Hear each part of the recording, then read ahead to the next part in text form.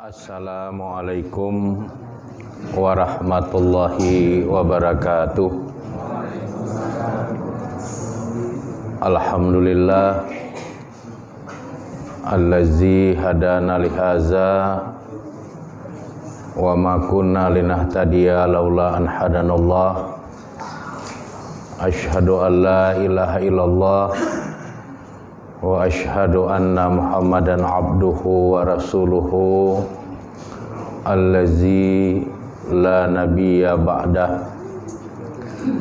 Allahumma sholli ala Muhammad wa ala alihi wa ashabihi ajma'in. Radina billahi rabba wa bil islami dina wa bi Muhammadin nabiyya wa rasula. Amma ba, yang saya hormati bapak-bapak dan ibu-ibu serta anak-anak kami jamaah pengajian yang dirahmati oleh Allah Subhanahu wa taala. Puji dan syukur kita sampaikan kehadirat Allah Subhanahu wa taala yang telah menganugerahkan banyak nikmat di dalam kehidupan kita, terutama nikmat iman dan nikmat Islam. Karena keberkahan hidup kita sangat ditentukan oleh nikmat iman dan nikmat Islam itu. Selanjutnya, selawat beriring salam tidak henti-hentinya kita mohonkan kepada Allah Subhanahu wa taala agar tercurahkan kepada Rasulnya Nabi Muhammad sallallahu alaihi wasallam beserta keluarga, para sahabat dan semua pengikut beliau yang setia hingga tegaknya hari berbangkit kelak. Pada kesempatan pengajian kita malam hari ini, saya akan menyampaikan beberapa pembahasan yang termaktub di dalam kitab induk hadis, yaitu kitab Sunan At-Tirmizi. Kitab Sunan At-Tirmizi ini ditulis oleh seorang muhaddisun besar, yaitu Muhammad Isa bin Saurah bin Musa bin Dahak At-Tirmizi. Penyebutan At-Tirmiz merupakan identitas tempat asal muasal Imam Muhammad Isa berada. Tirmiz itu suatu wilayah yang terletak di selatan Sungai Jaihan, yang sekarang wilayah itu menjadi bahagian dari wilayah negeri Iran. Di dalam kitab Sunan Tirmizi ini kita bisa mendapatkan banyak sekali hadis-hadis Nabi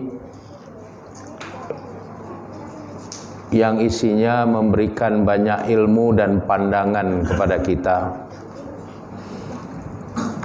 Kalau kita belajar ilmu mustalahul hadis, kitab Sunan Tirmizi ini masuk dalam urutan keempat dari kitab induk hadis yang 9 atau kutubu tis'ah. Di urutan pertama itu kitab Sahih Al-Bukhari, kemudian di urutan kedua kitab Sahih Muslim, di urutan ketiga kitab Sunan Abu Daud, di urutan keempat kitab Sunan Tirmizi.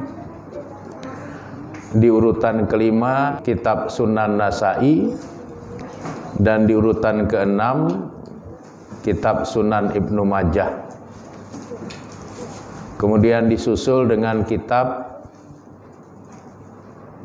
Musnad Imam Ahmad bin Hambal, lalu disusul dengan kitab Al-Muwatta Imam Malik, dan yang kesembilan adalah kitab Sunan Ad-Darimi.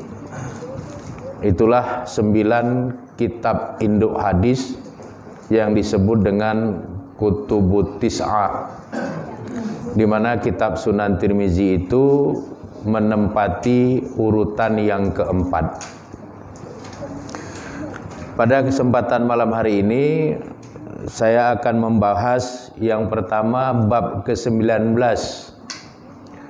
dari kitab Sunan Tirmizi itu, yaitu babun fi fadlil fiqhi alal ibadah, yaitu bab keutamaan ahli fikih atas ahli ibadah.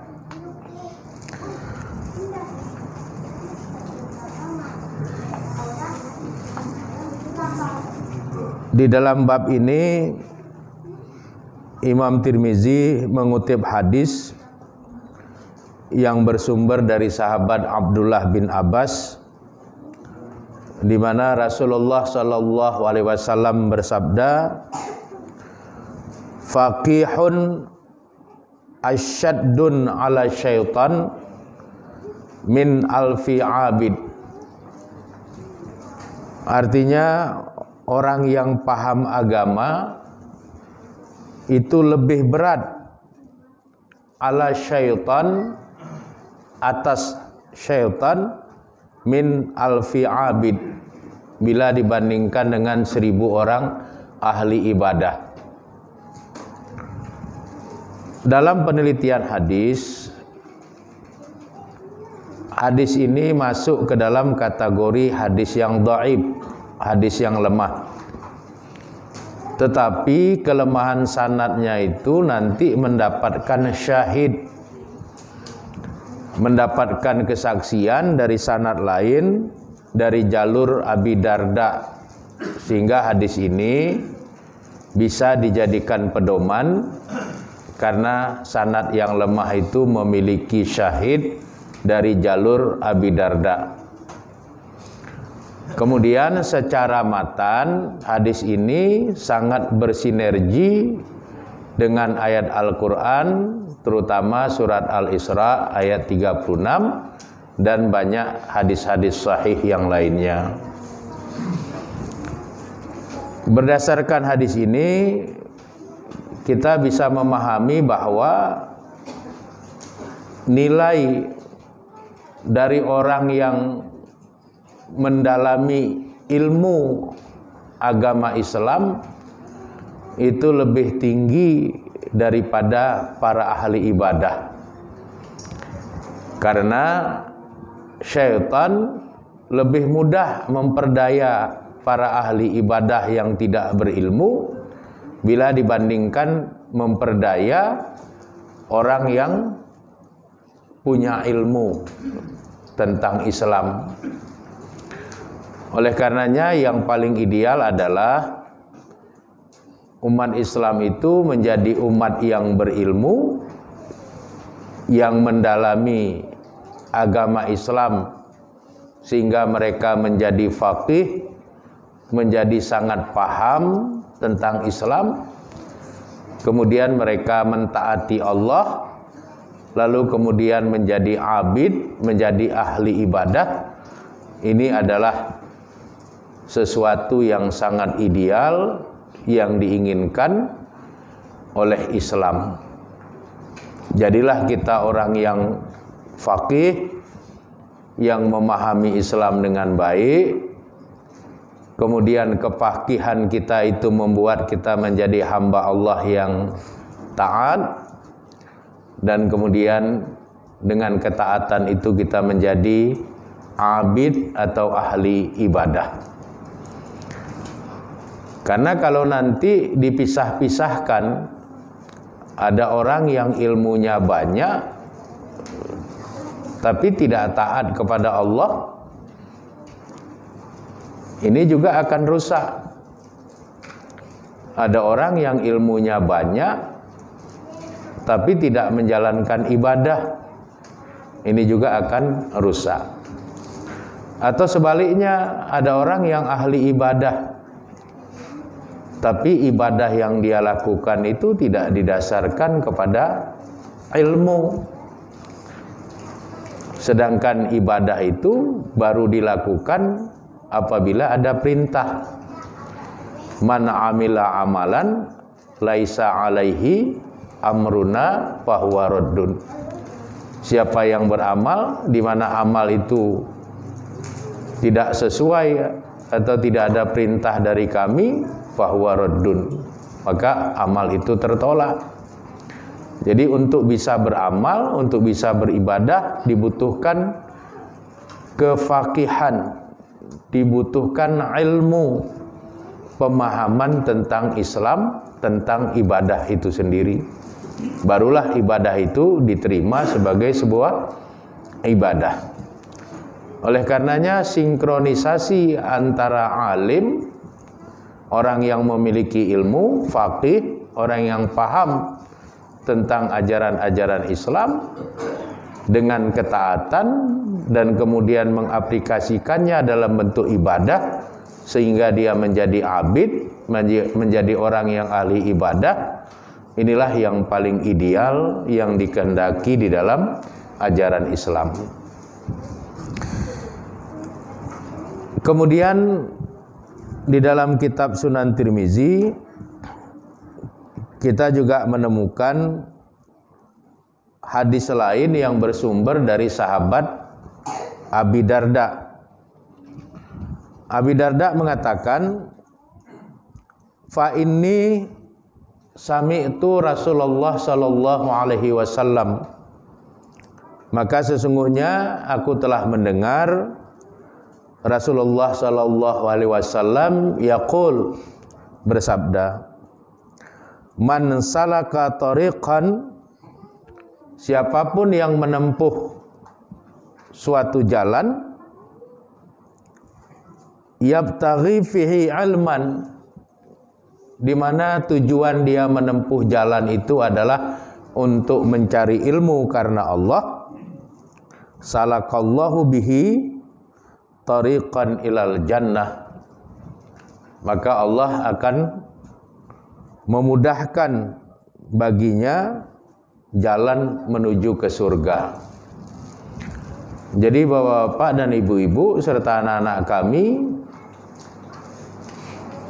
bergegas meninggalkan rumah, datang ke tempat yang mulia ini untuk beribadah sholat maghrib, kemudian dilanjutkan beribadah dengan ta'lim, mengikuti pengajian, mencari ilmu. Maka kalau itu diniatkan ikhlas karena Allah, maka memudahkan jalan bagi bapak-bapak, ibu-ibu dan anak-anak kami untuk menuju ke dalam surga. Jadi begitulah penghargaan yang diberikan oleh Allah Subhanahu wa taala kepada hamba-hambanya yang ikhlas melangkahkan kaki dengan satu tujuan, mencari ilmu, ikhlas untuk beribadah kepada Allah Subhanahu wa taala. Kemudian Nabi juga menegaskan di dalam hadis ini, wa innal malaikata la tadau ajnihatiha ridhan litalibil ilmi. Sesungguhnya para malaikat itu sungguh meletakkan sayap-sayapnya ridhan, karena ridha, litalibil ilmi, kepada orang-orang yang mencari ilmu. Apa maksudnya para malaikat meletakkan sayap-sayapnya di atas orang yang mencari ilmu? Karena ridha kepada orang yang mencari ilmu itu, maksudnya malaikat mendoakan kepada para hamba pencari ilmu, agar Allah Subhanahu wa taala memberkahi, merahmati, mengampuni kesalahan-kesalahan dari orang-orang yang sedang mencari ilmu itu. Sepanjang langkah kaki kita adalah langkah kaki untuk mencari ilmu agama, untuk mendalami Islam sebagai agama kita, maka sepanjang itu pula lah sayap-sayap malaikat berada di atas kita, dalam pengertian seluruh para malaikat mendoakan kita kepada Allah, karena malaikat ridha dengan langkah kaki kita, ikhlas mencari ilmu karena Allah Subhanahu wa taala. Kemudian Nabi juga menjelaskan, wa innal alima la yastaghfiru lahu man fis samawati wa man fil ardh. Sesungguhnya orang-orang yang berilmu itu sungguh dimintakan ampunan baginya oleh penduduk langit dan juga diminta ampunan oleh penduduk bumi. Jadi sepanjang kita berusaha mencari ilmu, kemudian setelah ilmu itu kita dapatkan, kita menjadi hamba Allah yang taat kepadanya, menjadi hamba Allah yang abid, yang ahli ibadah, maka seluruh penghuni langit dan seluruh penghuni bumi itu memohonkan ampunan untuk kita kepada Allah Subhanahu wa taala. Siapa penghuni langit? Penghuni langit itu dimulai dari awan, dimulai dari matahari, dimulai dari bulan, dimulai dari bintang-bintang yang jumlahnya miliaran, galaksi-galaksi yang ada di luar angkasa, malaikat-malaikat yang ada di langit, jin-jin muslim yang bertempat tinggal di udara.